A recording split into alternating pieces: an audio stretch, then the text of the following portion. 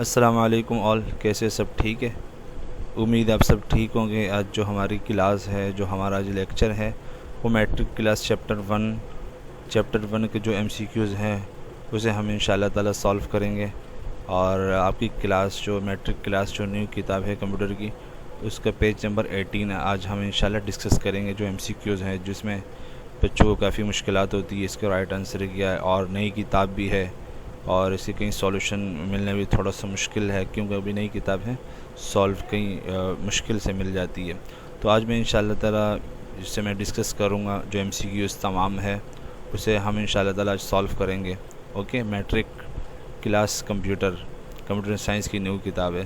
तो एक्सरसाइज है 18 सफ़ा नंबर 18 और पहले जो सवाल है एमसीक्यूज़ का है, इसमें लिखा हुआ है A in circle the correct answer. इसमें सर्किल करना है, इन सर्किल या टिक कर दें आप, जो भी है, जो राइट आंसर है उसे हम क्या करेंगे समझ के इंशाल्लाह ताला टिक करेंगे। ओके, तो first of all page number 18 matric class और कंप्यूटर साइंस की किताब। ओके, सबसे पहले लिखा हुआ है to bake a cake is an example of, मतलब केक बनाने का जो तरीक़ाकार है उसको जो तमाम प्रोसीजर है उसको हम क्या कहेंगे। पहले लिखा हुआ ए, इसका ऑप्शन प्रॉब्लम, दूसरा स्ट्रेटजी, तीसरा अलगोरिदम, चौथा सॉल्यूशन।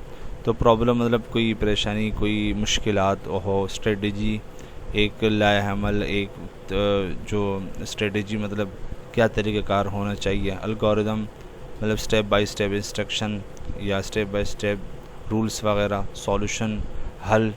और इन तमाम में से जो बेहतर कौन सा है, तो इन तमाम में से जो to bake a cake is an example of algorithm, इसको हाँ, इसका राइट आंसर क्या है अलगोरिदम। मैं इसको टिक कर रहा हूँ इस तरीके से, आप यहाँ से भी डायरेक्ट टिक कर सकते हैं। ओके, अब दूसरा to find a feasible solution to a problem the first step is to, मतलब इसमें ये बोलना है किसी भी प्रॉब्लम को मुमकिन तौर पर सॉल्व करने का या फाइंड आउट करने का इसका पहला तरीक़ाकार, पहला स्टेप क्या है। ओके, इसमें मैं पढ़ लेता हूँ।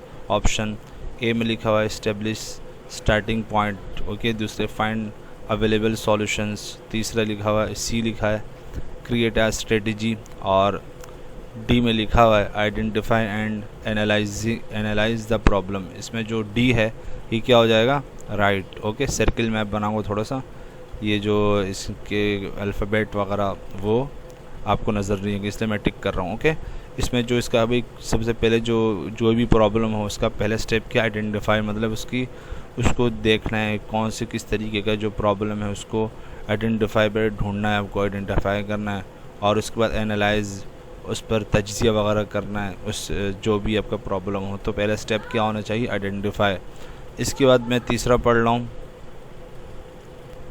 तीसरा है step by step solution of a problem in simple language called. इसमें बोलना स्टेप बाय स्टेप जो सॉल्यूशन है किसी भी प्रॉब्लम को सॉल्व करने का, इसको सिंपल ज़बान में हम क्या बोलेंगे, इसमें पढ़ लेता हूँ। पहले लिखा हुआ है ए प्रॉब्लम सॉल्विंग, सही है, दूसरा अलगोरिदम, तीसरा फ्लो चार्ट, और डी क्या है डेटा स्ट्रक्चर। इसमें सबसे जो सूटेबल है अलगोरिदम।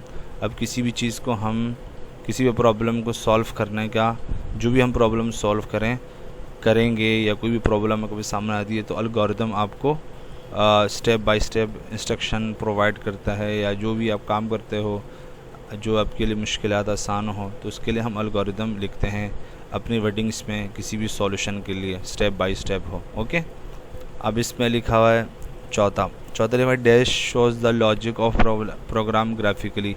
अब इसमें ग्राफिकली जो प्रोग्राम ग्राफिकली किस तरीके से लॉजिकली हम शो कर सकते हैं, शो हो सकता है, सही है। इसमें पहले जो ऑप्शन है डेटा स्ट्रक्चर, और दूसरा ग्राफ, सी अलगोरिदम, और डी है फ्लो चार्ट। इसका होगा फ्लो चार्ट क्या करता है प्रोग्राम ग्राफिकली तौर पर हमें लॉजिकली दिखाता है कि किस तरीके से इसकी लॉजिक बन सकती है, किसी तरीके से कंप्लीट हो सकते हैं ग्राफिकली। ओके, अब पाँचवा में बढ़ता हूँ।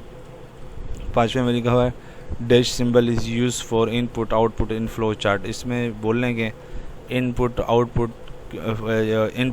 का जो है वो कैसे इस्तेमाल होगा इन फ्लो चार्ट में, उसके सिंबल का नाम क्या है, उस जो सिंबल का नाम हमें बताना है। इसमें पहले जो पॉइंट लिखा हुआ है ट्रायंगल किस लिए इस्तेमाल होता है, डिसीजन और कंडीशन के लिए। स्क्वायर, अब बताएं स्क्वायर किस लिए इस्तेमाल होगा?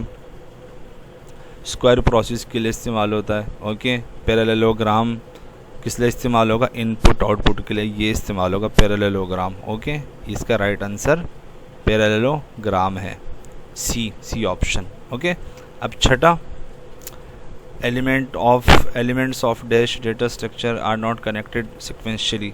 इसमें बोल रहे हैं कि डेटा स्ट्रक्चर जो कौन से एलिमेंट्स है जिसमें डेटा स्ट्रक्चर सिक्वेंशियली कनेक्टेड ना हो। ओके, अब जो सिक्वेंशियली कनेक्टेड ना हो वो होता है नॉन लीनियर डेटा स्ट्रक्चर। तो इसमें बहुत आसान जवाब है, देखें अब एरे कौन सा है? Linear data structure. क्यू भी है कौन सा? Linear data structure. स्टैक भी है लीनियर डेटा स्ट्रक्चर, और ग्राफ जो है नॉन लीनियर है। तो इसका जो जवाब होगा वो क्या होगा? ग्राफ जो है नॉट कनेक्टेड सिक्वेंशियली होता है। ओके, उसके बाद सातवां में पढ़ता हूँ। सातवें में लिखा हुआ है डैश स्टोर्स डेटा इन हायरार्किकल मैनर। इसमें बोले हायरार्किकल मैनर में कौन सा डेटा स्टोर होता है? ओके, स्टैक हायरार्किकल नहीं है, क्यू भी नहीं है और एरे भी नहीं है। ट्री जो होता है हायरार्किकल होता है, इसका राइट आंसर ट्री है। ओके, अब आठवां में पढ़ता हूँ। आठवें में लिखा हुआ है when that data is pushed in stack it means that data is. इसमें बोलना है जब भी स्टैक में हम पुश मतलब धक्का देते हैं डेटा को या वहाँ रखते हैं, ऐड करते हैं डेटा को, तो उस अमल को हम क्या बोलेंगे? उसके मायने क्या हैं? इसमें पहला इंसर्टेड लिखा हुआ है, दूसरा डिलीट लिखा हुआ है, तीसरा सॉर्टेड लिखा हुआ है और डी एडिटेड लिखा हुआ है। मतलब पुश मतलब रखना या धक्का देना उस डेटा को या वहाँ रखना, उसको इंसर्टेड हम बोलेंगे। ए बात आ गई समझ में? आठवां। अब नवा, in binary tree each child can have maximum. बोल रहे हैं बाइनरी ट्री में मैक्सिमम चाइल्ड कितने हो सकते हैं? अब 1 नोड, 2 नोड, 3 नोड, 4 नोड, इसमें 2 मैक्सिमम हो सकते हैं चाइल्ड। ओके, बाइनरी ट्री में। अब इसके बाद last, traversing an array means accessing. Traversing array में जो एक्सेसिंग मतलब इसके क्या मतलब है? ट्रेवर्सिंग एन एरे मतलब किस तरीके से ये सॉल्व हो सकता है, किस तरीके से काम हो सकते हैं ट्रेवर्सिंग एन एरे मीन्स मतलब किस तरीके से ये काम हो सकते हैं ट्रेवर्सिंग में। तो इसमें बोल रहे हैं first element A, first element लिखा हुआ है, B last element, C any specific element और D each and every element of an A. इसमें इसका जो जवाब है D, each and every element of the array. ए वो ये जिसका जवाब डी में आ चुका है। ओके, ये उम्मीद आपको इस समझ में आ गई होगी। और ईच मतलब तमाम जो भी element of an array exist कर रहे होते हैं।